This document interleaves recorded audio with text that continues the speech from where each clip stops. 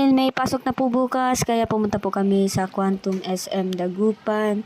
At ayan po ang mga bata dahil hindi ho sila pwedeng pumasok habang kumakain, kaya nag-antay muna sila. And then yan, si Kuya Makoy at si Kuya Jari ay nasa, ano ba yan, basketball ba yan? Yan. So dyan sila nagpo-focus, dyan sila naglalaro tuwing pumupunta at pumapasyal sila dito sa Quantum SM Dagupan or kahit saang Quantum. Ayan si BBMJ at ang Ate Kendra.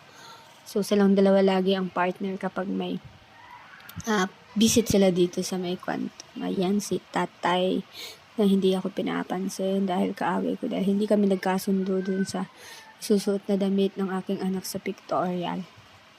So, nag-jackpot sila dyan. Marami po silang nakuhang ticket. At sobrang excited po ng mga bata dahil akala nila makukuha na nila yung teddy bear na gusto nila pero hindi pa rin po.